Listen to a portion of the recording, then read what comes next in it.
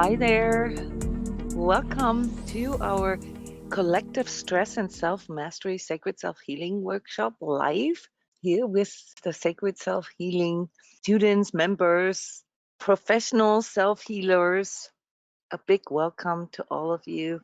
Yes, I thought it was a timely subject here to talk about collective stress in the midst of this really unprecedented time. We are still in COVID-19 stress here, no matter where we live on this planet. Some of our areas are less affected than other areas, as some are in active sort of lockdown or protective sort of rules. Okay. And some of us have a lot of looser rules. But I think it's safe to say that this condition overall affects us all. And I wanted to start out this webinar here with sharing. I wanted to start with you sharing what stresses you out about this collective situation, what your main sort of maybe shifts and changes are since March, when it came to all our collective awareness, and when things obviously such as uncertainty and fear and so forth started to manifest in our media and in our daily life. Many of us had to start working remotely. Many of us perhaps even lost our jobs. Our kids had to stay home. I would love to hear from you guys what it is that you feel affected by and how this stresses you. And I want to point out here that this group setting within the sacred self-healing community here offers us a space to share things that are often difficult to share with other people. So please feel free to talk in terms of, energies, in terms of spiritual stuff. We're going to go deep into self-mastery and illuminate the energetic and spiritual components of that as well. But also the hindrances, like what really hinders us to feel courageous or empowered or competent enough to make changes in our lives. So who would like to share? Who feels safe enough to share? Just I feel subjectively. safe to share. Hi, Cheryl. It's hi. Um, not that introverts get a different ride, but I'm introverted, so this is a good thing. I've quite enjoyed the time at summer here in Canada. I've enjoyed that time. It's given me opportunity to make some different choices around how hard or how much stress I want to work with. So I've changed some of the ways that I actually do my job. And it's been really lovely having the time to be outside in nature. Now, that being said, the thing that stresses me out, I think, the most is watching the other people be stressed. There's a lot of things that don't affect me right now, like school's going back. I don't have children in school. So that's not, but listening to other people speak at length about it and the uncertainty that surrounds it. And um, I would have to say, the change in going to the store to get groceries isn't the same, and I can really feel the turmoil and the paranoia and the people that are there. And Mhm. we live in a fairly small community, so I just try to picture what that would be like to live in a metropolis. But uh, yeah, I would have to say that for myself, it hasn't been really, if there was a positive and a negative, that it hasn't really been negative, but I do see the effects of the people around me. So as an empath, that influences you, maybe not to the point that you get anxiety or whatever, but to the point where you can see the stress in others and it makes you more tense about things.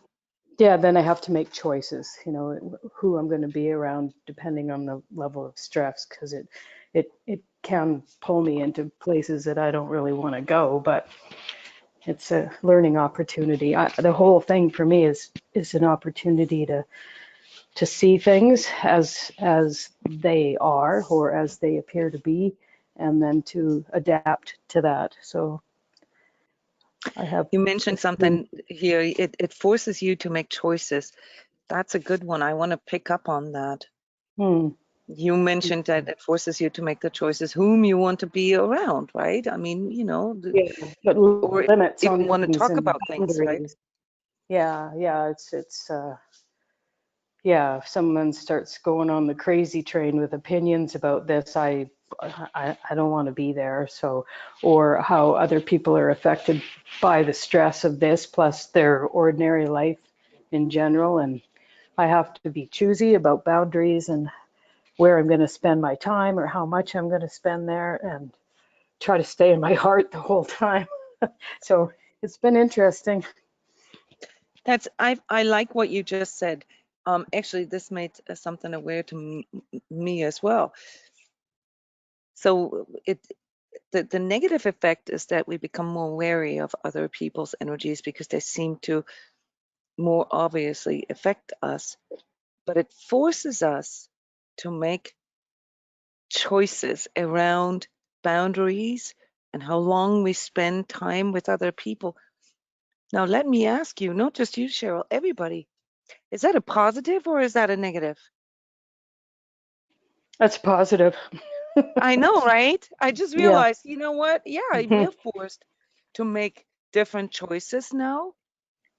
But if we're truly, truly honest with ourselves, that's not a bad thing, right? I mean, to be a bit more picky about whom we really want to spend time with. I mean, we're not talking about just, I mean, random encounters, right? In the grocery store or something. But, you know, like in general, like we are looking more into which people actually have a bit of an adverse effect on us as empaths, right? So I want to, I'm creating a plus and minus list here on my in my notebook, and I want to say that watching other people being stressed, that this can be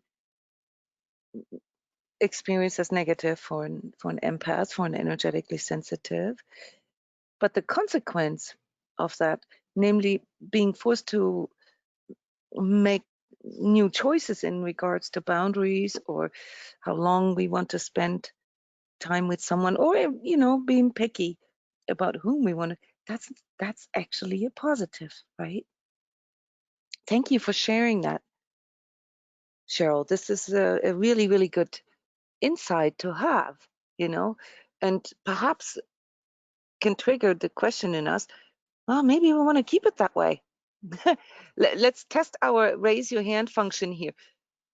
And I would love to hear more of some of the things that you see, how you are being affected and what it forces you to do. But I would love to ask just sort of randomly here, who of you actually kind of likes it that we have to be a little more careful around others, that we have to, um, you know, maybe we have less stress in regards to being social, okay?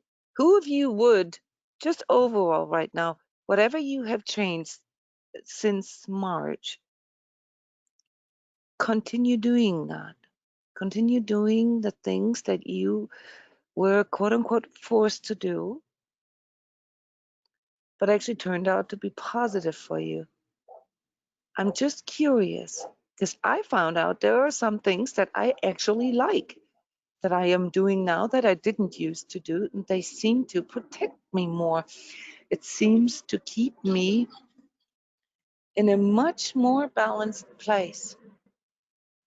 Now, that's a good half of us here. That's a wonderful turnout, really, because, you know, it is something that we sometimes at first perceive as restriction, But then we realize that there's maybe a blessing in disguise that comes around. I'd love to hear more from you guys.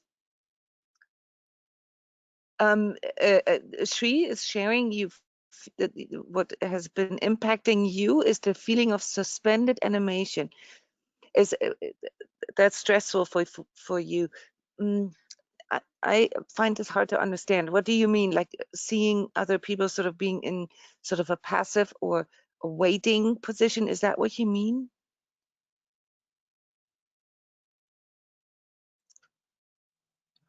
Yes, Troy, like you, Sorry. oops, let me just Yeah, finish that sentence. I just wanted to comment something to what Troy is sharing. Troy says, I have enjoyed the peace alone. And I have to admit that too. The first couple of weeks of the shutdown that we had here in Florida was so enjoyable. So I don't think we should feel bad about this. Go ahead, Shri. Sorry. sorry, Yeah. no. What? Yeah, I've loved the piece as well. I really actually appreciated the reduced, you know, reduced exposure, like Cheryl was mentioning. Mm-hmm. But when I say suspended animation, I kind of mean that interaction actually also helps with, planning and direction and things like that. And I feel, Oh, I kind of feel like sometimes on my own, I'm lost, that what am I doing? What should I do? The purposelessness that comes up with it. So that's what I meant. so like not being able to make plans really, or due to the uncertainty, and then sort of feeling like you're hanging in the air, or you're kind of like in limbo with certain things. Is that what you mean? Is that the feeling Yeah, that you're yeah, describing? yeah, And that can make you feel like you're lost. You use that word, or alone as in like, well, because there's obviously nobody that can give you an answer right now, right? So it's not anybody's fault in particular, right? I mean, yeah, exactly, it's like, exactly, okay, you can't ask other people for advice either, right? Because they don't know either. So that kind of feeling. exactly. Yeah. So something between, hanging in limbo, not being able to plan, and at the same time feeling that you want answers, or you want something to work towards too, but you can't really make decisions. So it's a different kind of problem uh, than what Cheryl reported. She said it forces her to make different choices. For you, it forces you, or makes it hard for you to make choices. That's what I'm hearing. Is that kind of like where this goes, like to feel a little bit Yeah, I think so. And held I back guess in making decisions? yeah, and I think I'm kind of trying to get to that place where I, make whatever choice I make, and learn to sort of take that step. So without, necessarily asking for any guidance. So Now, since we're at it, since we're reframing things here, this is sort of what it's called psychologically and coaching wise, when we take something negative and we try to see the positive. Can you see something positive in that? oh, Being definitely, forced to just make choices no matter what other people say. definitely, it's definitely very growth inducing for sure. Yeah. Yeah, it is, isn't it? I mean, even though it's uncomfortable, but there is a component there, right? Because we kind of have to learn to rely on ourselves here, right? It's nobody knows what's right or wrong. There is no right or wrong. All we can do is really rely on ourselves, or become more comfortable with relying on ourselves. Yeah. Thank you for sharing, Shri. Linda's sharing that I don't feel competent or secure enough to do what needs to be done to start the communal work, for instance, to fix the problems like food insecurity or systemic racism. Yeah, so Linda, what I hear you say is that you see problems that you would like to address or work on, perhaps offering solutions, but you don't feel competent or secure enough. Yeah, this is this is the reason why I've added the word self-mastery to the subject of this workshop, because I realized, as when I started working on it, that the type of collective stress that we are experiencing is literally that there is no guideline right now. There is no framework, no structure that allows us, say, to get the competence to do something like that, right? I mean, like something, say, we feel the need to volunteer, or we feel the need to help a certain group of people, right? Like, say, school children or women, or whatever our social awareness tells us that needs, solutions, but there's no structure, or it's nothing there, right, that could organize this for us. Is that where this is going, Linda? Yeah. So what do you think would help? Like, what can you imagine what would help to resolve this?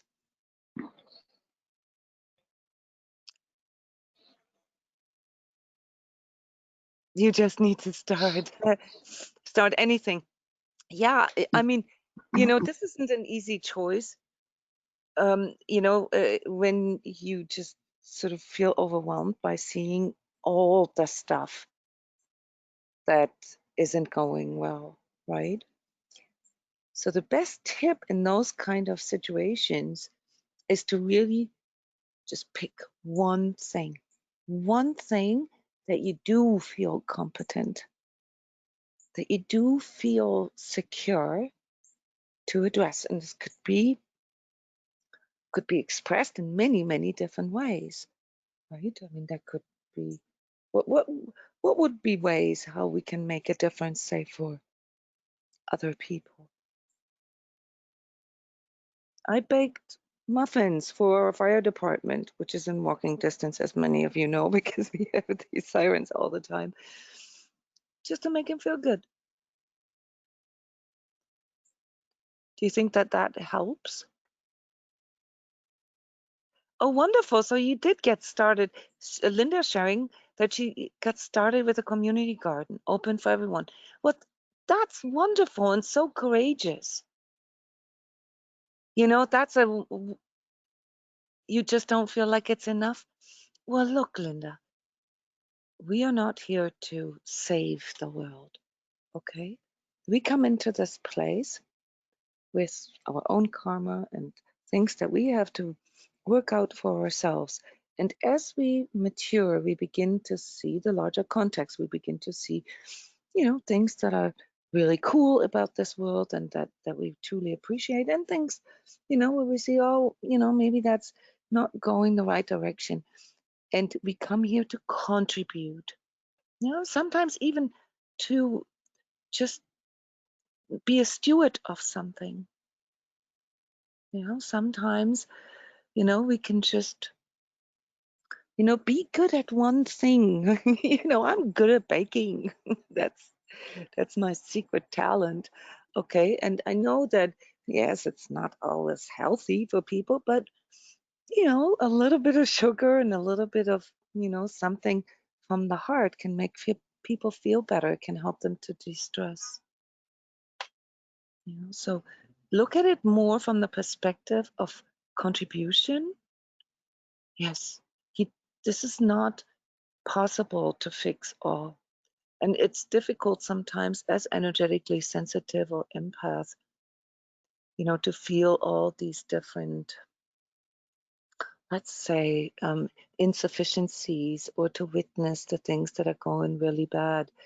When you travel the world, you'll see different things in different countries, and it will begin to become more relative, because you see that people contend with certain conditions. So we got to be careful also with our judgment there, as to like what actually needs healing.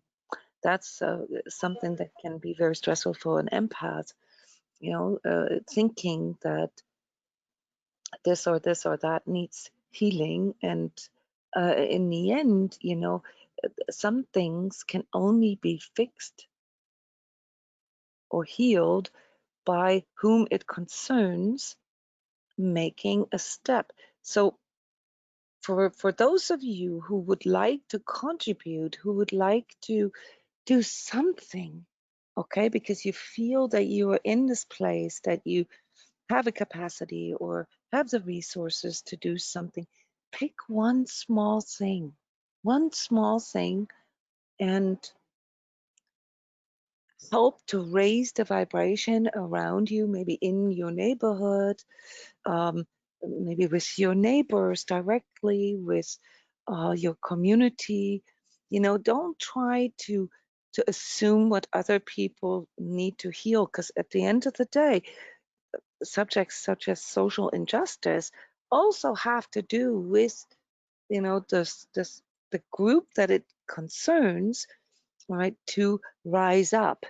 Okay, so there are some things that are easy to contribute to, and then there are some things that where we could set ourselves up for sabotage and, you know, perhaps even failure, because we are trying to do something that isn't really congruent with who we are. So the best tip is always do that which you are best at. If you are good at planting, if you are good at gardening, then be your silent gardener. And even if nobody is joining you right now, okay, it always takes a lot of time for people to trust in something.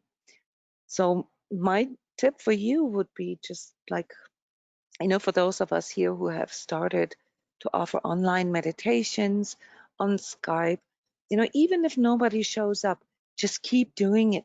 If you are authentic with what it is that you're offering, people will join because they will begin to feel this rise in vibration.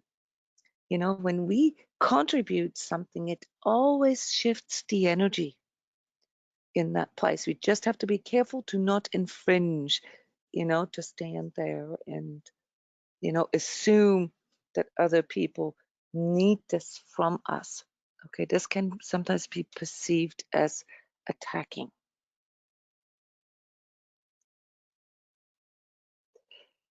Yeah, and feeling overwhelmed by, you know, the magnitude of problems that are there in our collective and that need to be resolved is, of course, something that we all share right now, because there are many different aspects of this, not just in our personal lives, also in regards to these big subjects, you know, like the environment and future and economy and politics. Okay, so we need to be careful that we don't go too far out of our own center.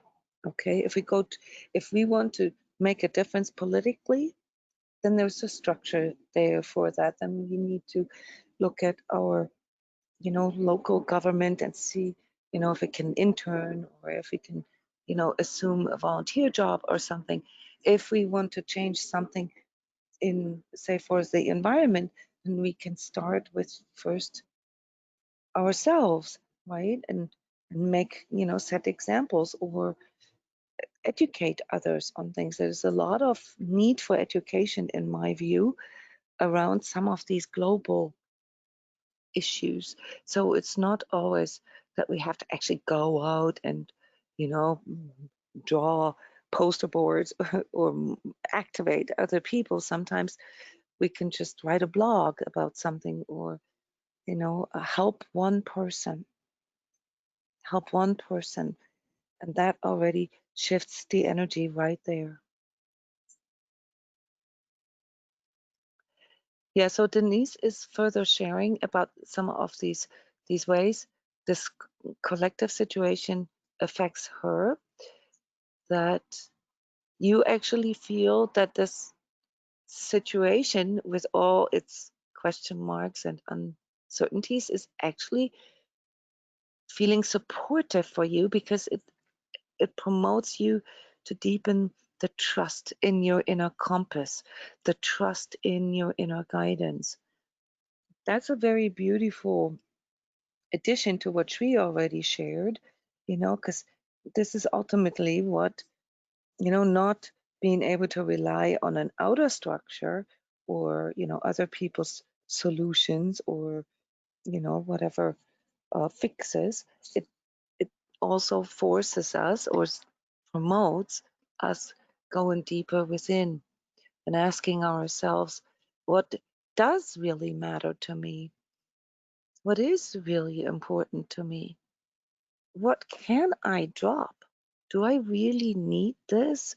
All right. It forces us to discern more. And I like how, Denise, how you said this, that it's supportive to deepen the trust in your inner compass. Because when you have to make more discernment here, if you have to discern more, of all the things that you do, that you spend energy on, that you spend time with, perhaps that you pay money for, all right, that half of these things you don't actually need or that they just deplete you, then I would totally agree with you, Denise. It is something that actually supports our inner connection. Yeah. Who of you has experienced things that are sort of shocking, maybe, that have really sort of gotten you out of your perceived comfort zone, or that are really that have really changed your life? Has anybody here experienced things that have directly influenced your life in a shocking or a changing way? Jona, Mm-hmm. this is Cheryl. How are you? Hi, Cheryl. Hi, Cheryl Jona. number So, two. Cheryl too, yes. So, I did at the beginning of the virus. I had worked at a nanny job for 12 plus years, just really playing lots of roles. And the nanny job had gone south probably 2 years before the coronavirus hit, and I got let go from that job, thank God. And I just realized, and even the process of how I was let go was could have been disheartening, but I saw it coming for 2 years. And it was just having to admit to myself that I have a hard time leaving situations that are not good for me. I stayed for the children, which is the truth, but it was so unhealthy for me. So I also saw that as a huge gift.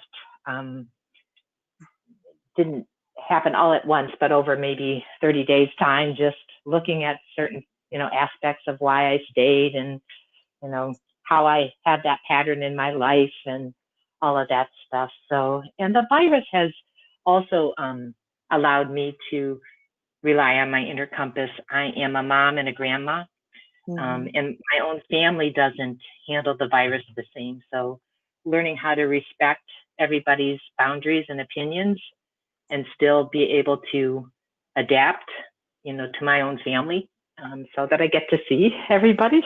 So it's been a challenge somewhat, and I choose, I've worked on myself a long time. I'm 62 years old, so I've worked on myself a long time not to absorb energies, but I'm very sensitive to energy. So I do try to stay away from the media as much as possible. Just it's too overwhelming for me. I have my daughter who has a 1-year-old is a school teacher, so I get enough information from her to know what's going on. Yeah, I think it's almost impossible to not get informed these days. Yes, exactly. But I also see this as a gift.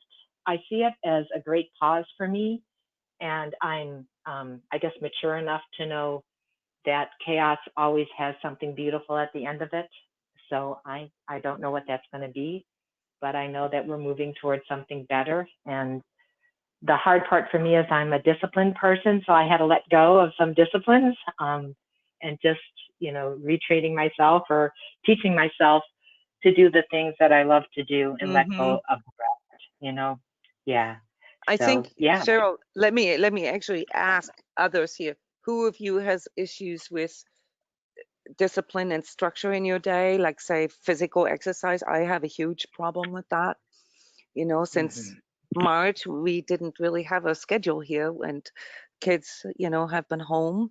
We had a homeschool for almost 3 months, and there was who of you has a similar, maybe not just physical exercise, maybe getting meditation in or eating right, or I assume that those were the kind of disciplines that you referred to, Cheryl, right? Like Correct. things Yes. like a Yes. daily Yes. structure, or things that kind of that created something Yes. like a comfort zone. Yeah, Yes. there's a I've lot gone of to a people. gym for 45 years, regularly. So that's off my, radar right Hmm. now. So retraining, like finding another way to get the physical in, and it's not often easy for me. So yeah, yeah, Personal yep, tip for me, how I keep myself, sort of uh, just on a fundamentally on a fundamental basis, but fit, is walk and talks. yes, Okay. yes, So actually, when you have phone conversations, or even when you're listening to something, like many of you guys here educate yourself, or you watch YouTube videos or something, to make it a habit, to walk while you're doing that. yeah, If you have sort of a good walk in your neighborhood to a park, or other pieces of nature, right? To just like combine things in that yes. way, to And I just. do that. Yes, yes, yes. That's That's awesome. Yeah, cool. yeah, yeah. Cheryl, did I also heard you say that, sorry, that you actually spend more time with your family now Yes, as a result yes, of that? yes. How is And this playing out for you? well, so most days good, um, but it's been challenging, really, honestly. Just with with my daughter, especially because she has chosen to pretty much isolate herself almost exclusively until the last couple of weeks because she is supposed to go back and teach. So Mhm. it's been challenging, and Oh, okay. I've just played the role of the rock for my children forever. So I've had moments of um, fear and trying to stand strong for other people when my It's legs are shaking. I'm like, oh, like I don't know if I could be strong today, to hear this or to work through this for you, because I'm having my own fear today.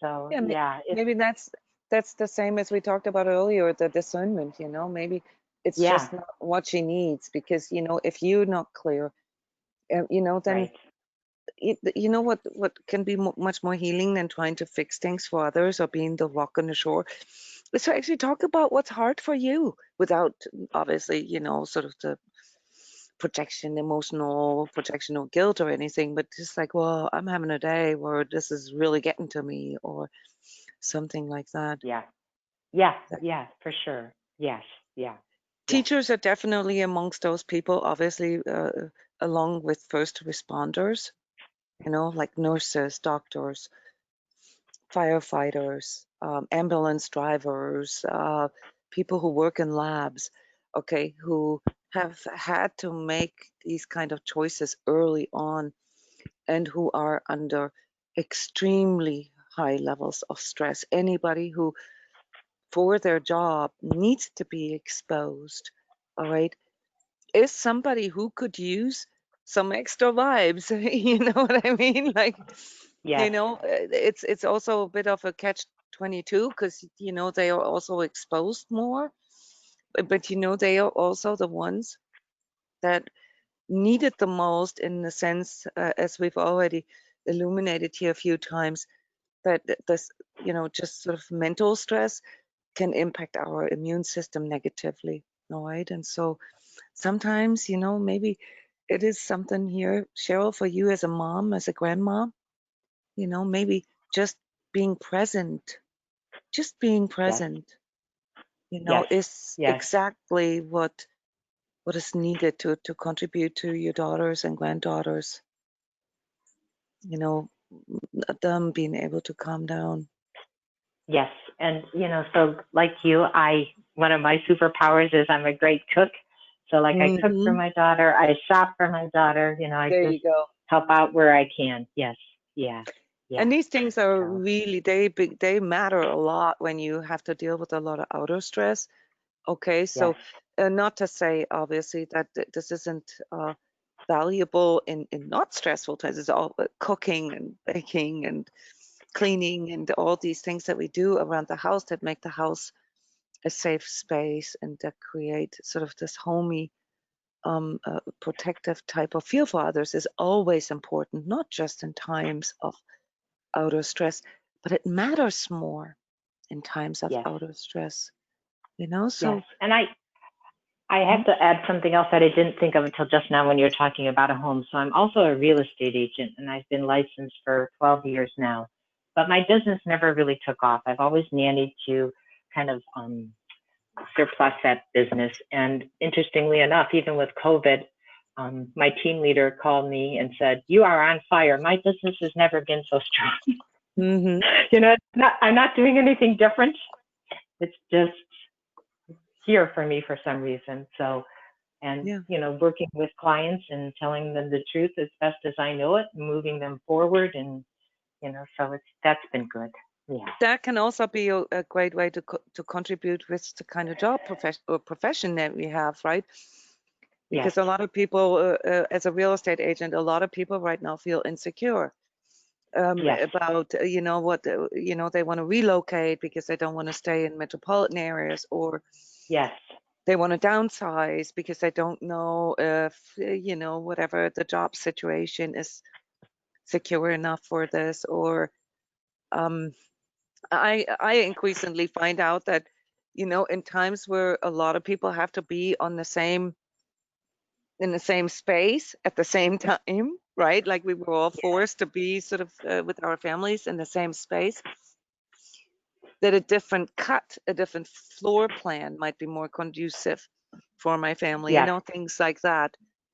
I suppose that's what motivates people to sell. Obviously, there's also a lot of people who are afraid of the real estate market collapsing soon, and they try to sort of get the best of it. Real estate agents are very busy right now, and this will continue like that at least for another year, Cheryl. Yes. You just have to find a good middle ground here with, exposure.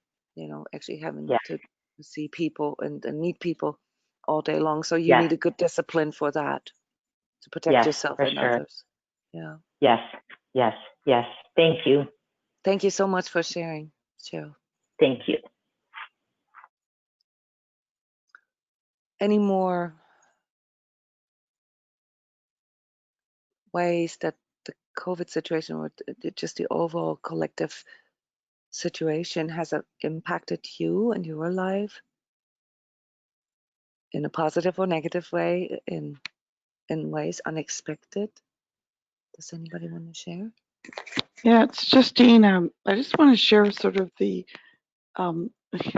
the stress of maskitis and screenitis and procedure-itis.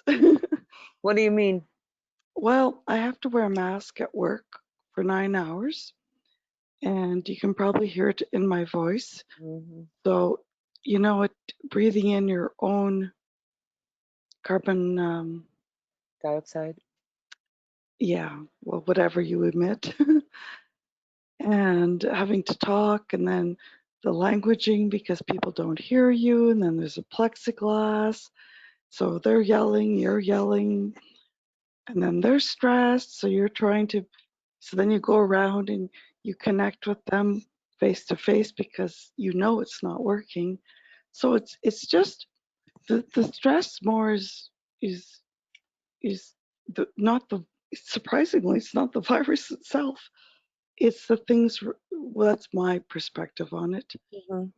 It's the things we're having to do as a result of policies, procedures, and they change every day. And the fear people come in with and others have no fear whatsoever. And then there's those in the middle. And then one day, and just thank you for listening, because as you know, it's good to be able to express these things. There was a couple and they were just so stressed. And I was just giving them information in a very kind, gentle, educating kind of way. And they were getting angry at me. And I said, I'm just informing you and I'm being kind. And I knew I was being okay. And it was about, standing on my own ground of solidity, that I knew I was being okay. And, 2 years ago, before, I may not have had that confidence.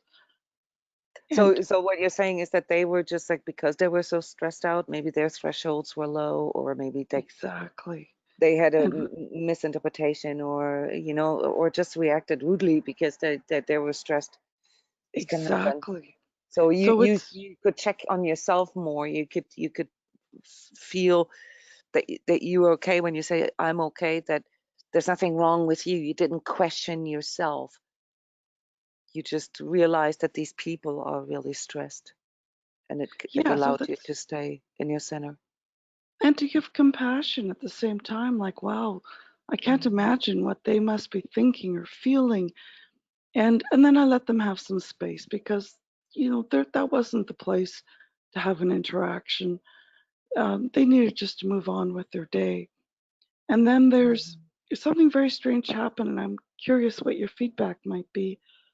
But because we're moving into um, a, a faster phase of retail, I say faster because now we're, goal focused and profit focused versus, try to keep everything clean focused. But we're still doing that, but it's going back to a more uh, uh, normal. Okay, If you so will. in the company, the organization that you work for, you noticing that things are getting laxer? Is that what you mean? No, well,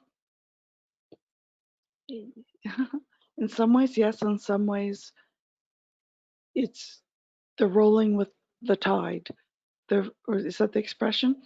They're, every day it's something different. It's, no longer are we giving out this, but this is being done. The next day, well, that's this and this is that. The plexiglass distances are different. So it changes every single day. The rules Oh, I change see. every day. And so about 2, 3 days ago, because now we're getting back on goal margins, which weren't there before, because how can you be goal focused when everyone's in crisis focus? Right. I, for the first time and I don't want to go into that energy, but was really surprised that I felt suicidal. And I'm like, where did this come from? and So things and are getting a little tighter, actually, not laxer, but tighter, and also in regards to performance.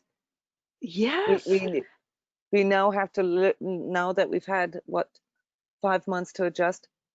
People and companies are becoming a little more stressed about yes, and their revenues. Uh-huh. exactly, and probably rightly so. And Mm-hmm. yet, staying in what Cheryl talked about in terms of heart focus and, being good, doing the things work. But then we're, as employees, dealing with mastitis. In other words, you get dermatitis and all the rest of it. So then the next day, I'm like, this isn't working. I need to do something different. And I just said, I am not going to worry about the numbers personally. I'm going to be there for the people and my colleagues. Do you have the And I, freedom to decide that in your job? Is well, that an okay decision in your job? not really. Mm-hmm. But if I don't, but yet my results were better the next day. And I did it, it sounds like an Elvis Presley thing. I did it my way. Um, I met with people. I talked to them, I helped them, I related to them, and I did it in a way that I felt comfortable with. And I worked with people so that they would gain something, not just myself. So it wasn't about, it was like more of a, this is an Supportive. oxymoron. Yeah, Yeah, it's a but yeah, no, I community. see what you're saying. I mean, these are things, if you have the freedom or the space to do that, then that would be a wonderful choice. You know, sometimes though, you have to keep an eye on, it can, you know, make other people more effective, right? It could get other people in retail up in their numbers, but for you, it's not measurable. So this needs to be kept in balance here, Justine, only because you know that there is this tendency, and many of us have this, just like Linda mentioned in the beginning. You know, we feel the need to be of service somehow, but we have to keep a clear eye on when that's appropriate and when that's not. When your job is at stake, do you know what I mean? When you make choices that are clearly heart-based, but they are, let me just be a little extreme here, against company policies, right? And you jeopardize your job that way, okay, then, you know, it's a more creative solution would be to think about perhaps a different company to work for, you know, that is more heart-based. Because really what it shows you is that, you know, now that it's sort of this whole COVID situation is almost the new norm, right? That all these benchmarks and measurements of performance are starting to kick back in. Whereas, and this is what I heard you say, you felt comfortable in the time where, well, nobody really knew and everybody was kind of just trying their best, right? And now all of a sudden it's gone back to the performance. It's gone back to benchmarking, right? This is, by the way, something I talked about in the last couple of energy tips. This is indeed actually the energy, the collective energy right now is that things are being benchmarked again, and that we need to be very clear also with ourselves. There's different levels to this, but how we want to fit in, you know, we have, of course, ways that measure our performance. All of us do in a certain way. But then again, when it comes to these intangible things and some of these things that we've filtered out here in conversation, right? Some of the things that we are perhaps giving a more or a higher priority now that we've, you know, had to go through some things. We're discerning more. We're making more conscious choices. That some of those are not really possible to manifest in the environment that we're in. And that's something where, you know, a bigger choice, such as perhaps changing the company, and not that that's always the only solution, but where that can be from a self-healing standpoint, the better choice. I know Yeah, that I hear you. Yes, yes, that makes you know, sense. because if you jeopardize your, you know, there's a certain agreement between an employer and an employee, and I'm not trying to be a stickler here, but if you feel it's impossible for you to reach your benchmark, to reach your whatever measurement they use for your performance due to the unusual conditions, all right, then it's maybe best to talk to your employer, okay? And sometimes we don't have to change employer.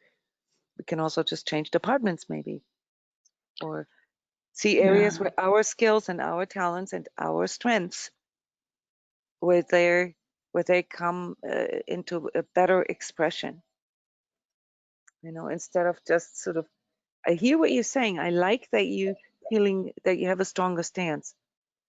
But sometimes when it comes to those type of things, rules and regulations with job and so forth, you know, if we don't have the freedom to determine our own circumstances of job, you know, say by having our own business or working in a smaller environment that gives us more freedom, then it's a good idea to reevaluate. You know, as the companies have to reevaluate right now, because the economic data that is starting to come in now is going to put an enormous pressure on companies. So can we as individuals also reevaluate. Okay, take an inventory. Is this even conducive, this job, or under these conditions, like Cheryl shared earlier? You know, as a nanny, you know, it's a very difficult job in times of social distancing, especially when there's children involved. How can you socially distance with children? You can't, right? And that makes that particular job description obsolete, really. You know, what are you going to do? Like, don't touch children anymore? You know, this is also one of the big problems here for teachers right now. And this whole discussion that you just brought up here with, well, you know, so accepting all this as new norm, but now at the same time also reality kicking in, namely the fact that 25% of people have lost their jobs, that 35% of all businesses here in the United States, that is, are delinquent in their mortgage payments. And the fact that, you know, all these COVID relief packages in our countries are really just prolonging, you know, the reality check, namely that consumption has dropped, demand has dropped, and that people are making different decisions now, and that the economy is changing as a result of that. So this is the beginning only, Justine. That's what I wanted to let you know here. Yeah. Looking into the future, and there'll be more.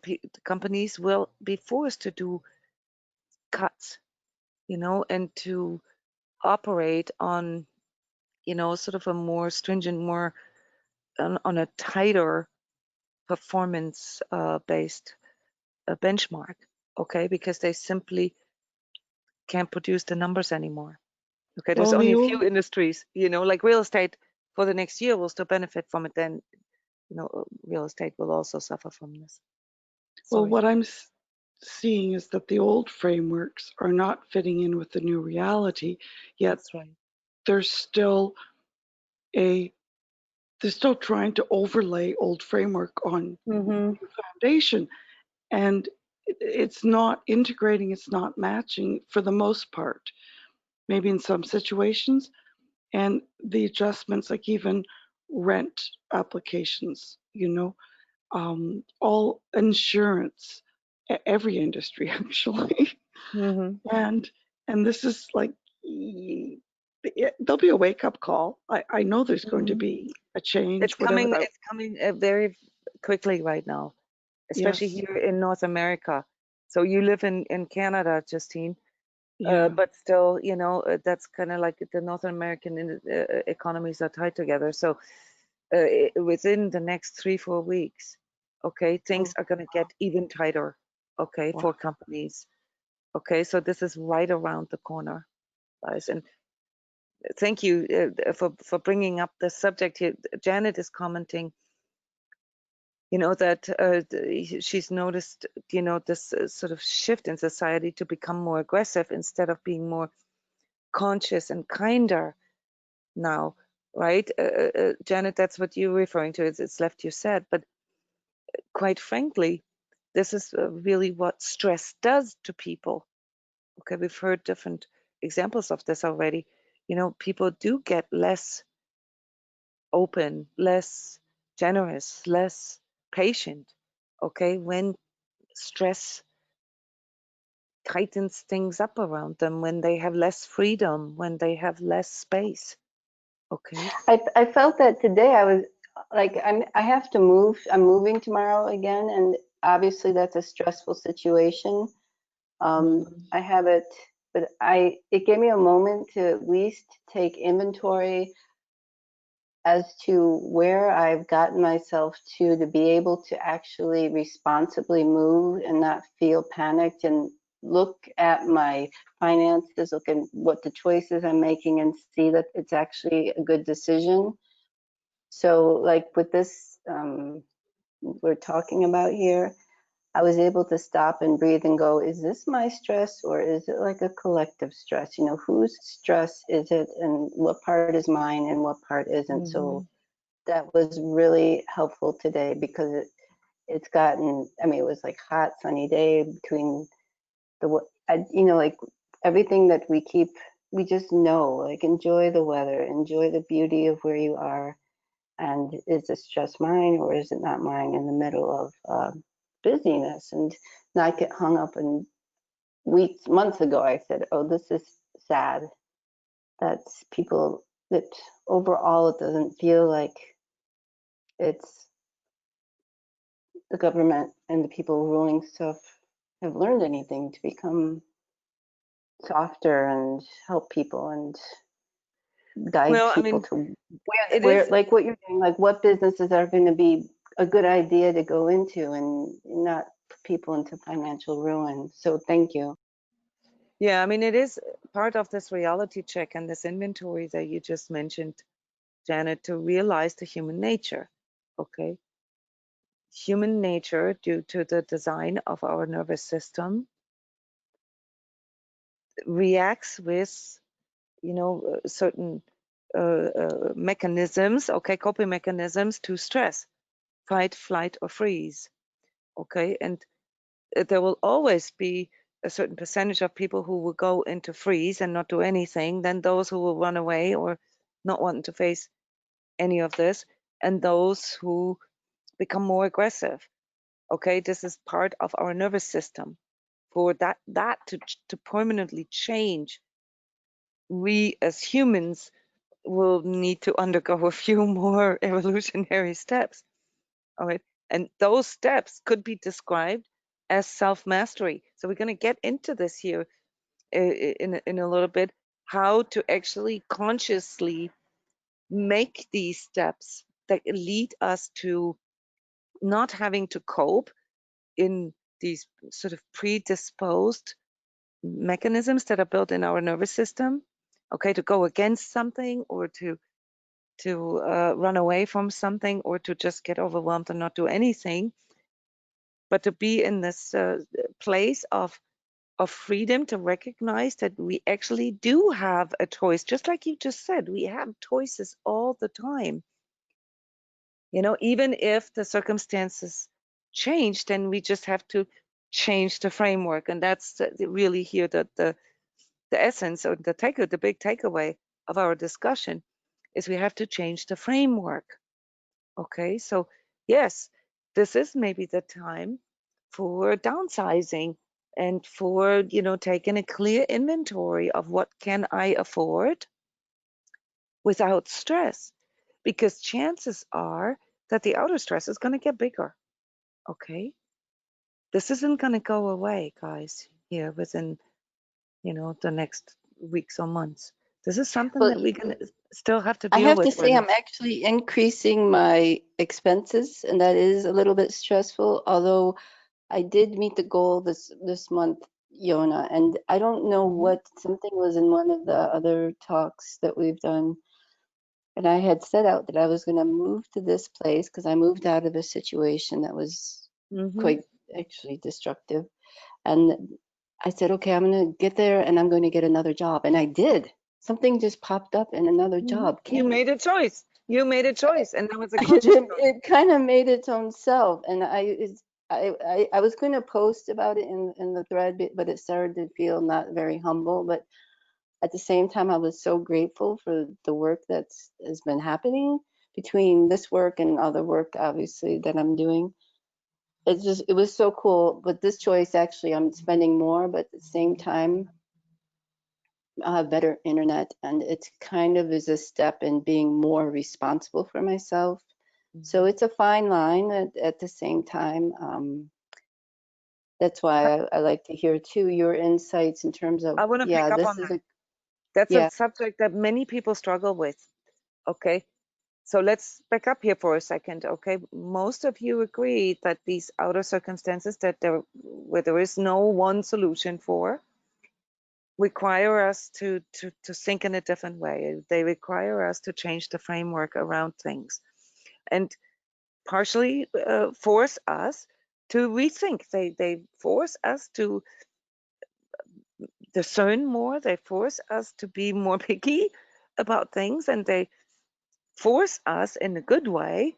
Okay, I say in a good way because ultimately that's something positive for our own life, for our own development, to be more conscientious about our resources and what we truly want, what our priorities are, what our true needs are, and our true wants and desires, even though we might be a little bit inhibited right now in making long-term or say midterm plans, right?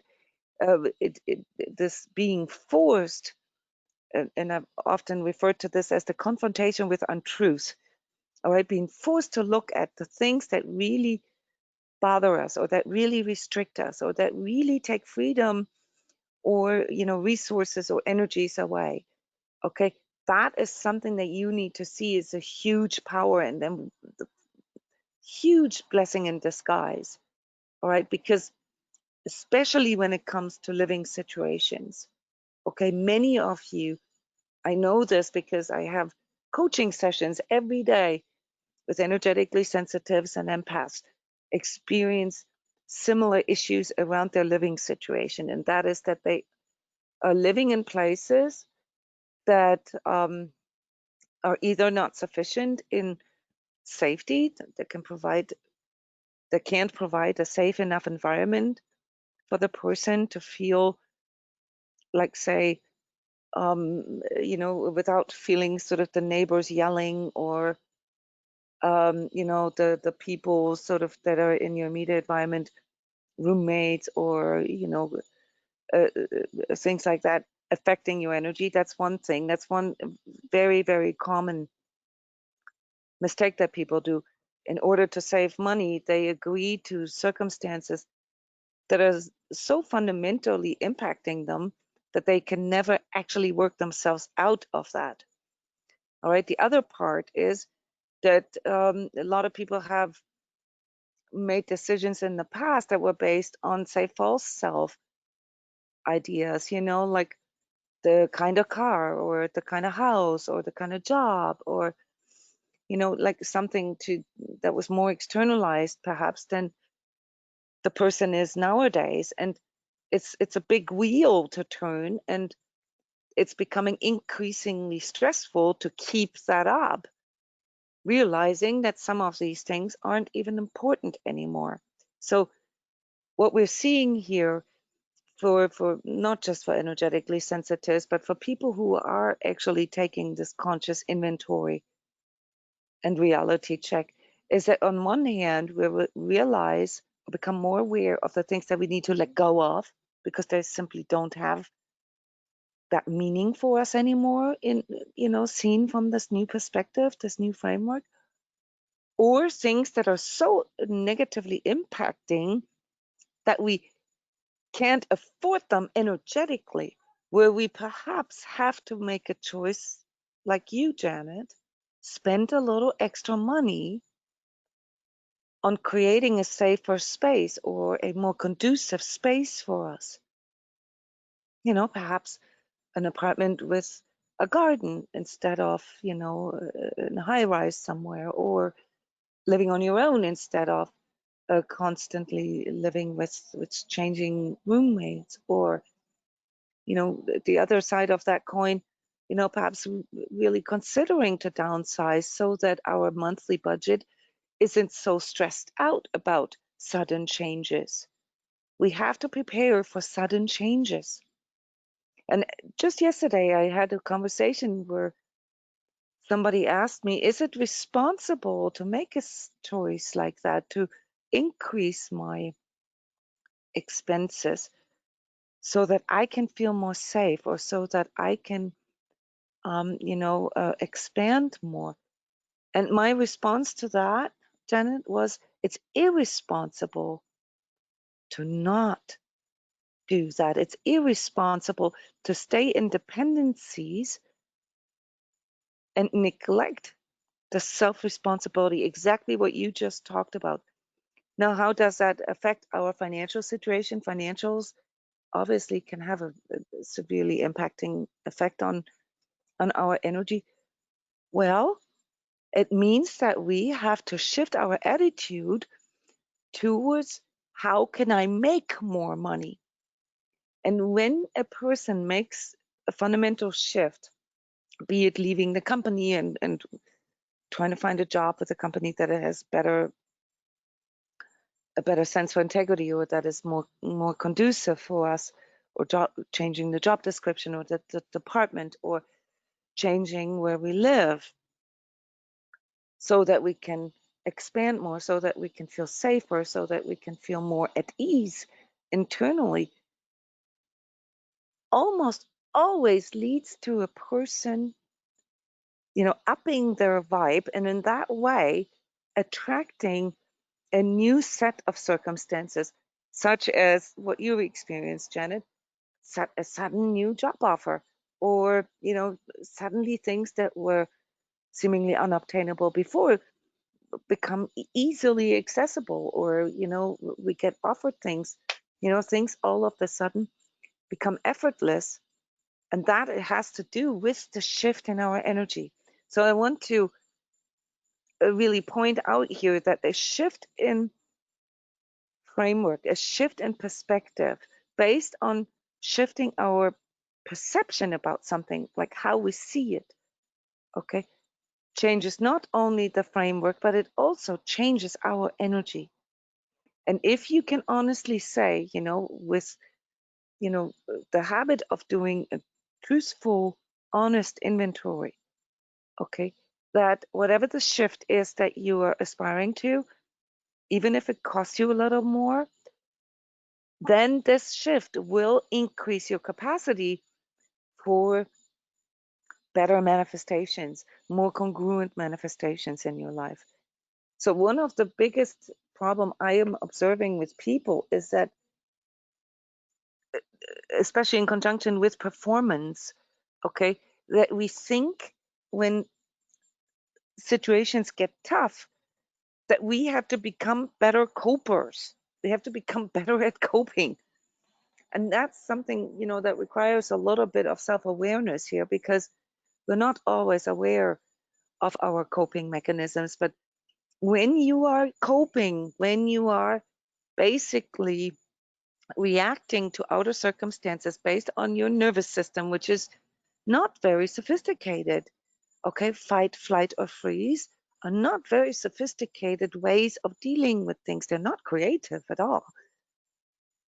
And, here within this sort of energetic context, those are, lower expressions of dealing with a situation. A higher expression would be to find a creative solution, would be to find a solution that increases freedom, that increases truth, that increases love. So truth, freedom, and love are the pillars of your energetic self-mastery, guys, because when these factors in your life increase, then your options increase. You will see that you have more choices, something that you cannot imagine before you actually do it. So you can only see this and verify what I just said if you have the courage to make the leap, to do whatever it is that you are perceiving as an inner guidance, to up your energy, not to go lower. Okay? Coping always leads to your energy going lower. A creative solution is a solution that comes out of yourself due to you resorting to adding, increasing your vibes, adding truth, love, or freedom to your life. And it's, when you this is really how simple this is, okay? Truth, love, and freedom are currencies. They are ways of expanding your energy. And there's a lot of people who are focused on just truth or just love or just freedom.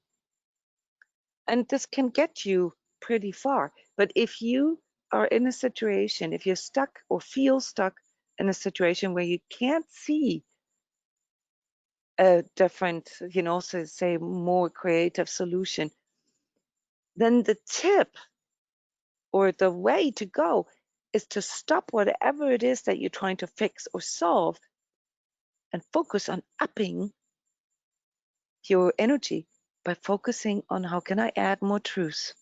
How can I add more freedom? How can I add more love to my life? And sometimes things such as what Cheryl shared with us here, losing her job, but at the same time, creating more space and time to be with her family and to provide in ways that are natural and organic for her, namely to cook and to do the grocery shopping and to, to be there, to be present for her family, has increased her love.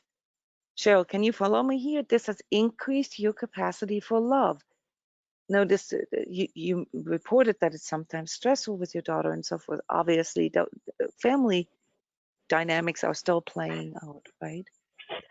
But Jona, that is 100% true. And actually, I have not been in a relationship for about 9 years, and I started a relationship just shortly prior to COVID. And even that, like I feel more love in my life than I have probably ever right now. I'm actually busier too than I've ever been. Well, just for I'm whatever gonna reason. But I'm gonna make an educated prediction here. You're also gonna make more money than you ever have. yes, that's why I say even with the real estate, it's just coming to me in leaps and bounds, and I'm not doing anything different than I've ever done. Yeah, This is it's just such a one. fundamental thing for us to understand. Okay, Yes, but it has to be yes, true. It has to be true. It yes, can't be fake love or, just something that looks good on the outside or something that is comfort zone. Okay. correct. Now, not to say that comfort zone is bad or always untrue. That is not correct either.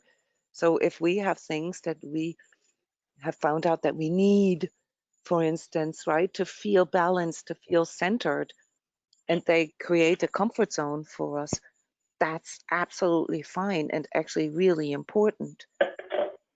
I cannot imagine living in a place where I don't have my own garden. I simply can't because I am so, I need this so much to have my own piece of nature around me, so to speak, at my disposal, right? When I need to ground myself to like take my shoes off and walk over to the grass or plant my own flowers, plant my own foods and so forth, that this is like a no-go for me, that it's just not part of my scope anymore. Do you guys understand what I mean with this? You have to set your own standard. This is not always the same as comfort zone. Okay, if you know that you need nature to balance yourself, then make sure you have nature around you. That's your responsibility. Okay, and if you don't or can't right now, then work towards it in steps, small steps.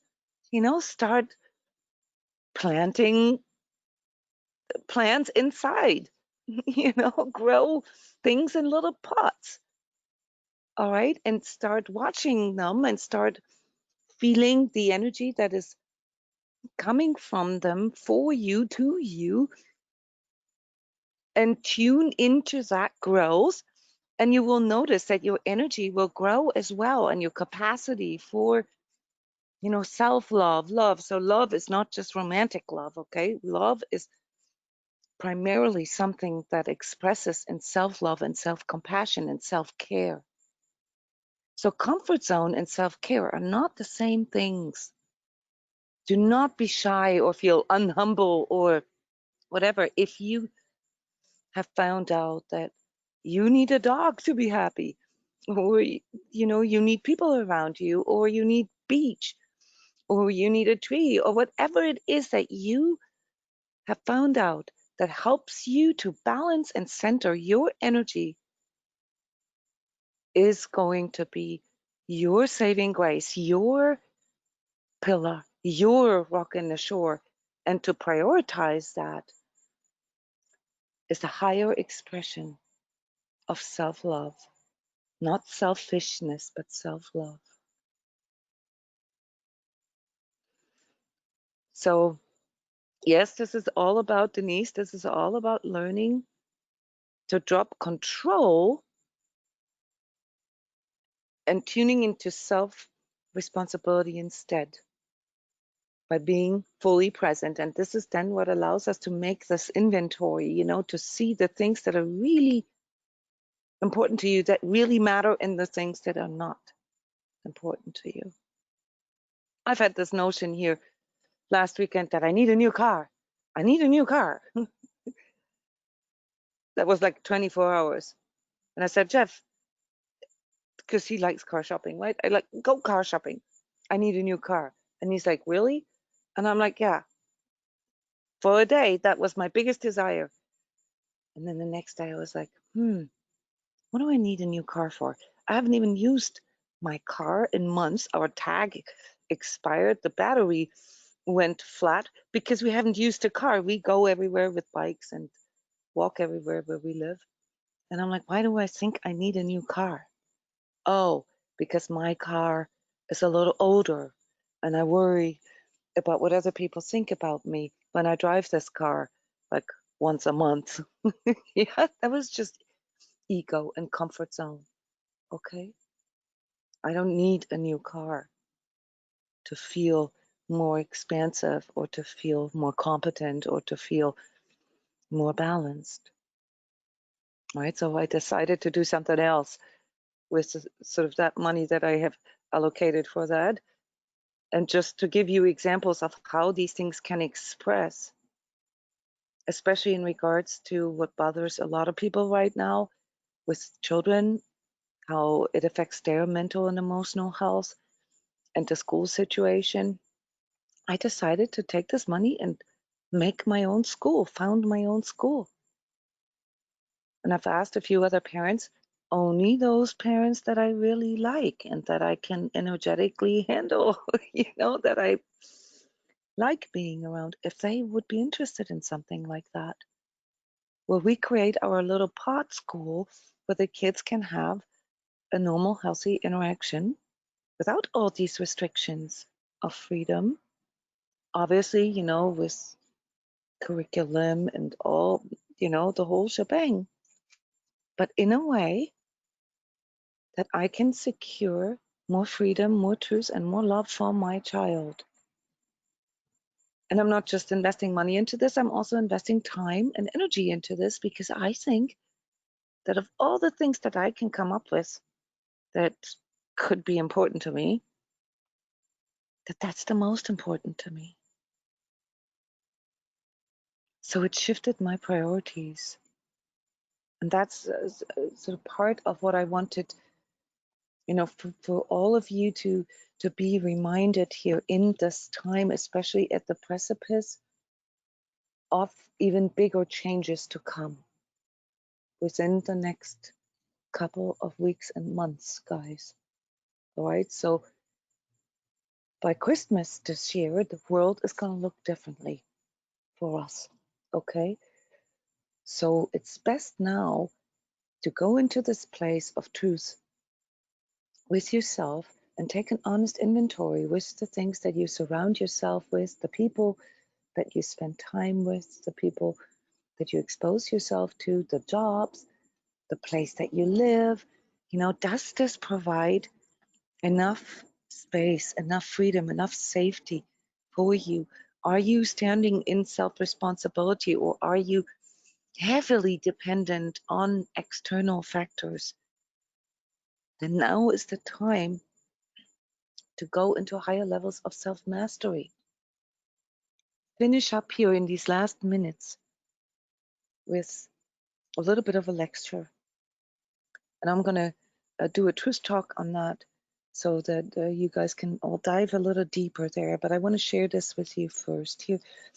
A structure for self-mastery. Because you know how we talked about in the beginning, how when the framework changes, it's always kind of difficult to measure, you know, the benchmarks of success, or the benchmarks of, am I even progressing? Right? And self-mastery, right, is something that has to do with decoupling from any kind of outer benchmarks, outer measurings. Okay? It refers back to our inner core competencies. Competency is something that you can develop as a consequence of your maturing process that cannot be taken away from you. Something that you can never lose, that nobody can take away from you. And please ask questions as I'm going here, because I'm just like sort of zooming through this, and then we have hopefully a few more minutes left to share our opinions and comments or questions about this. So when it comes to core competencies, they are divided into 4 major groups. And this is something that we often address here within the Sacred Self-Healing community. First, we have self-awareness. That is obviously us, you know, just being able to be in the present moment, okay, to actually arrive, to have that sort of moment of, okay, I'm here, okay, and this is my you know, reality, okay, and this is you know, my challenge, and this is my limitation. Okay, so this fundamental sort of just knowing things about yourself, what your strengths are, what your truths are, what your moral compass is, what you rely on or what you're dependent on, what you trust in. Okay, and this is something that, you know, most people think they are self-aware, but quite frankly, you know, it isn't really until we get into challenging situations, such as, you know, the collective stress situation that we have right now, when we realize that we actually lack clarity about this. So self-awareness is directly linked to clarity about us, ourselves. All right, and this entails subjects such as emotional regulation. How do I deal with my emotions? You know, am I getting pulled into fight, flight, or freeze, for instance, you know, when the stress goes up, and am I reacting, or am I actually able to process things? This has to do with our awareness about our emotional processing. How do things even go through me, and do I even express them? We had a wonderful 2-part workshop here the last month about emotional processing. If you haven't watched the video, there is extremely educational and top edge psychology, psychoeducational. Okay, so I can really recommend this to you. It requires us to be emotionally aware. You know, what am I even feeling? And that requires us to allow ourselves to feel. Okay, and then of course it comes the next part, and that is, well, I mean, if this is how I'm feeling, how does what I do or what I make other people feel, or emotional intelligence? And as energetically sensitives, you already know that big part of our self-awareness is our energetic awareness. All right, things that you so graciously shared here today, most of these aspects that you shared have to do with your energetic awareness. So self-awareness is one out of the 4 big pillars of a core competency. And a core competency is what can make you feel secure, confident, and able to respond to outer factors changing, all right, even if you've never been in this situation before, but that allows you to rely on yourself. We called the self-responsibility here in the discussion earlier. Then the second pillar is self-management. Now, this goes a little deeper into our ability to regulate things. Okay, how do I deal with stress? What do I need to clear myself or to ground myself or to center myself quickly? You know, the dog or the garden or, you know, the things that clearly work against this, all right, to become better at what influences us in a positive way, to find out what helps us to center ourselves, all right, to find out things that can make us feel strong in a crisis, all right, that allow us, say, to calm ourselves down. All the meditation, the mindfulness that we practice here in the Sacred Self-Healing community have to do with this, so that we can better self-control our emotional expressions and also our emotional perceptions, so that we don't always feel overwhelmed and overrun, be it by our own or other people's emotions.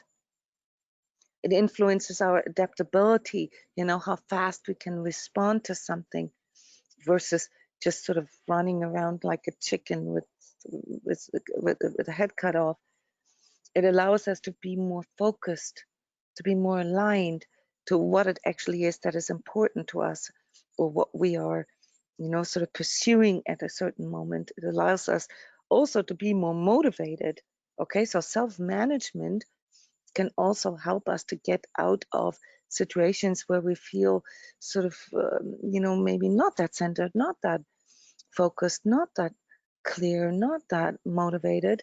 Okay, by bringing this back, you know, into our alignment here, reminding ourselves of our alignment. And that's why I brought in truth, love, and freedom as sort of core values that count for all of us, that can help us to increase our energy.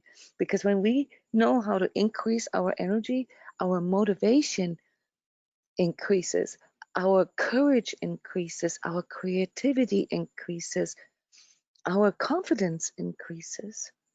And all the things that keep us small, such as judgment or guilt or shame or, you know, fear, yeah, pain, the fear of pain decreases.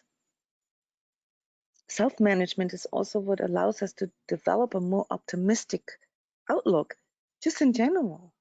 Okay, the fact that we were able to reframe these things here that we talked about in the beginning, that you shared, into something positive or a blessing in disguise, or something that is actually bringing out something in us that we might want to keep.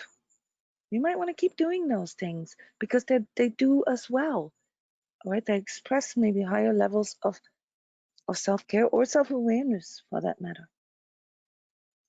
So self-management is not the same as self-awareness.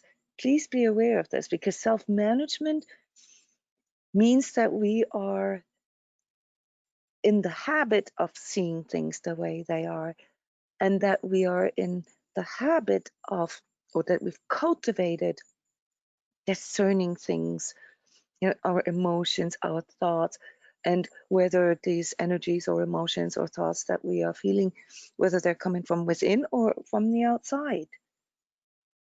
Self-management also requires us to have a good lexicon, you know, and emotional vocabulary, like you guys here so beautifully demonstrated here today, by just sharing, right? By just expressing, you know, how these things really affect you from a level of truth, okay, and feeling safe enough to just share. There's no judgment in neither of these things, all right? Every time you do this, and this can be done silently, you can do this by writing a journal or diary, or writing a blog, or having a conversation with, you know, someone whom you trust, or, you know, you can have that kind of conversation with, so that you can experience that expressing internal processes is a major part of your self-regulation, of your self-management. And of course, being really aware of the things that you need to center, to ground, to self-clear. Right? So self-management has a lot to do with what we cultivate. And sometimes also what we refrain from, where we have to self-sequester, as they call this, where you realize that some of the habits that you have are maybe not that conducive, or that they're making things worse. Addictions, addictive behaviors are part of that, but also things that have to do with our narratives, like how we see ourselves with others, okay, and how we sort of justify things in front of ourselves that actually are just a little lies, okay, that we tell ourselves to get by. Okay, I'm catching myself lying to myself every day, all right, about physical exercise, okay, because all I would really need to do was wake up an hour earlier, okay, but then I'm telling myself, oh yeah, but I don't go to bed until 2 or 3 a.m. and I'm already sleep deprived, and if I don't, if I sleep less, then then that would be even worse for my energy, and blah blah blah blah blah. Can you hear it? Okay, truth is, if I have a good exercise routine, I sleep much better. So there's a lot of different components about this. So self-management is the second pillar of self-mastery. The third pillar is social awareness. Now this now takes on another dimension in regards of discernment, right? Parts of that has to do with us being able to discern where these energies are coming from that we are perceiving as restrictive, or that we're suffering by. Is this coming from the outside? Is this coming from the news? Maybe is this coming from maybe the way I talk to people, what Justine shared, that people reacted rudely to her, but in her observation, most likely because of all the other stress factors, like the face mask and not being able to understand another, not being able to see all these micro movements and non-verbal cues, right? Face masks are really bad for our social awareness and for our social interactions, because we're missing half of the communication that we normally rely on, okay? And it makes it very difficult for us to listen, or to deal with other people in conflict situations, or to feel competent, to be able to offer something to others, because we simply don't know what they need. So social awareness has a lot to do with our empathy, because it allows us, if empathy is based on truth, if it is coming from a place of really wanting to be empathetic and not so much sympathetic. So there's a big difference here, guys. Many empaths are sympathetic, and that's why you absorb so much. Okay, empathy doesn't mean that you have to absorb other people's energies. If you actually know how to discern this right and cultivate self-management, and take this seriously, you'll see that there's a lot of things that you don't have to take on, and you actually have a choice there. So really growing into a true empathy can drastically change our perspective towards the world, towards other people, can make us understand the difference between being a victim of collective energies, or just seeing them as part of the weather conditions, all right, and becoming better at discerning here what we can control or can't control, right? That's what Denise's comment was about, to move away from trying to control everything and holding on to things white knuckled, as opposed to just going into self-responsibility and going into our own sort of centeredness, like Justine brought up this example, checking on yourself. How am I communicating myself? Can the other person even understand me? Am I transporting guilt and shame perhaps with what I'm saying, or am I projecting my pain onto the other person? All right, those are things that we learn when we become socially aware, and that always includes our own way of communicating. And then the fourth pillar of self-mastery, what a core competency is relationship management. That has to do with how we really express all these other things like self-awareness, self-management, and social awareness in conjunction with our relationships with the people around us. And, this can mean anything from, like we've talked about with Linda in the beginning, how can I make an impact? What is my influence on others? It can also allow us to see ourselves in a position of a provider or a mentor or a healer or a conflict manager. It can allow, maybe we are really good at putting teams together. Okay, like Justine, you mentioned this earlier.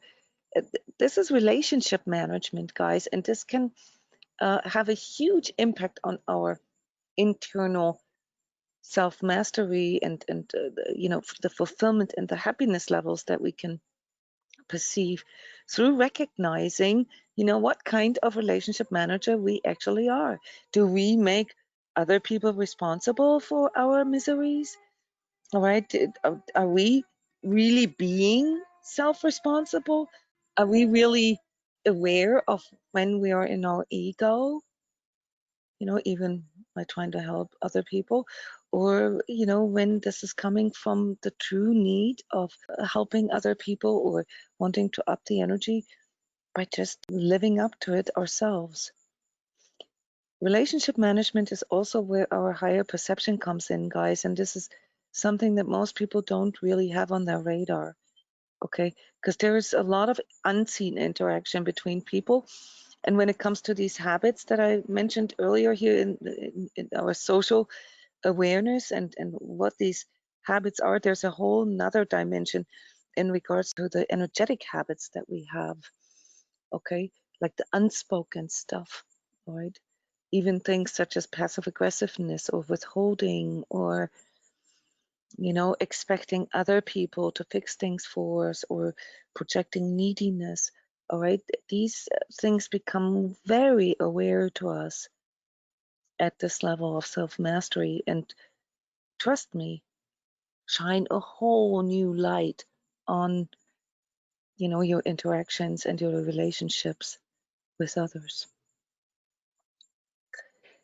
The 5 hindrances of self-mastery, okay, I've talked about this in the August forecast, are our desire, our sensual temptations, not just the fleshly temptations, but also greed and power and addictions, bad habits altogether.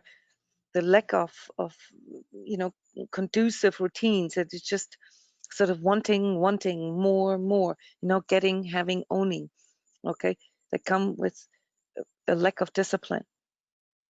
Number 2 is resistance, is our antipathy. There's things that we don't want to feel simply. We have an aversion and we deflect things or avoid things, negative emotions, for instance, or thoughts. And this aversion does not allow us to stay in truth, guys. So it forms, sort of these narratives or mindsets or belief systems in us that we then are not fully aware of, and actually reduces our freedom to think, our freedom to create context and meaning. So resistance is responsible for that. So we need to take an honest inventory of what it is that we're resisting.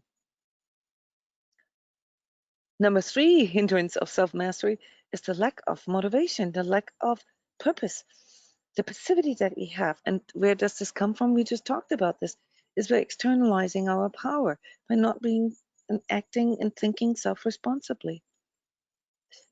Most of the time it's really based on a lack of consciousness and a lack of not really fully being present, not being awake, okay, and getting sort of pulled into our comfort zone, into this inertia, this black hole of our inner dullness, our inner heaviness, of our inner numbness.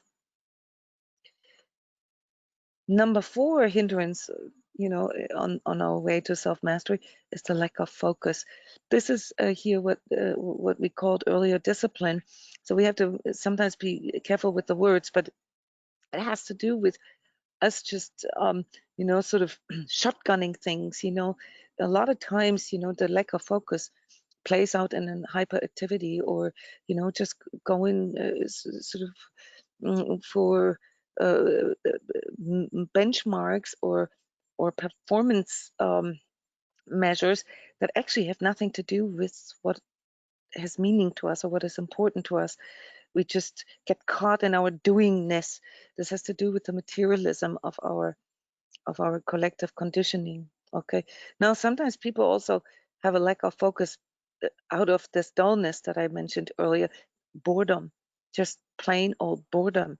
And then they just think if they just do something, okay, it can sort of give them the feeling of accomplishing something. All right. So the measurement part here is very important in regards to focus. We always have to check if what we are focusing on is really what we are going for. Okay, you'll notice that there is a big incongruence, big schism in most of us. And last but not least, the fear and the indecision that comes with fear, the fear of making mistakes, the fear of being judged, of how other people see us, or just simply sort of a conditioned inner skeptical doubt, where all we do is constantly turn every stone. Now, don't misunderstand my reminder for inventory and sort of reality check with yourself as skeptical doubt. Skeptical doubt, where you turn every stone and question everything about you, is not the same as an inventory. Okay, when you take an inventory, you do this from a perspective, or at least you are willing to and make an effort to see it from a neutral standpoint, as neutral as possible, no judgment, just seeing things the way they are. The biggest problem with indecision and fear is in fact the fear of making mistakes. Okay, and for many of you, this is anchored in perfectionism or idealism, or needing things to be ideal or perfect. Okay, the underlying problem to that is actually the lack of vision. So if you are linked into your higher perception and you can see sort of where things are going, you don't need to know or control all the details. You just need to make sure that you stay on target, that you stay centered, that you stay present, okay? And then focus on these core competencies, these 4 pillars of self-mastery, okay? Then things will be a lot easier, and these hindrances of self-mastery, they are no longer in the foreground. Yeah, so this concludes the psychoeducational part of our webinar. Just real quick, since we're out of time, any questions in regards to this or thoughts? I'm going to post the video for this webinar in the forum for the Sacred Self-Healing community, so you can always comment on it there or ask questions. What is your main takeaway, guys? Okay, Linda, your main takeaways is lots to work on. Not really, you will find that they all are linked together, and it's all in our willingness to be fully present with ourselves and to, refrain from judging ourselves and questioning ourselves so much. Yes, Brian, to pay attention to your own energy always. That's a wonderful takeaway. Thank you, Troy. Got that. You wrote a lot of notes, Justine. That's cool. To stay centered. Yes, Cheryl. And to prioritize that. To trust and calm confidence and the advice. Well, you should never listen to my advice, guys. You should always verify it for yourself. Don't trust anybody's advice. You can listen to advice and you can, ask questions and make sure that you know how this person got there, and then try it yourself. And that's how you verify things. That's how you can own things for yourself. Doing things just based on what other people say will not increase your competency. Yes, Denise, staying present. Yes, Sarah. Truth, love, and freedom. The most important frequencies and currencies of happiness, fulfillment, and expansive manifestation to get into a higher expression. Yes. Truth, love, and freedom, guys, they were put into a crate, okay, just due to the fact that we were born, that we exist, okay? These things are in us. It's the promise that we come to this incarnation with, all right, to develop higher degrees, higher levels of truth, love, and freedom in our lives. That's what our higher expression, that's what our evolution is, and that's what gives all of it, everything, even collective stress, meaning. Wonderful. Thank you so much, guys, for your time. Sorry that we went over time a little bit. It was wonderful.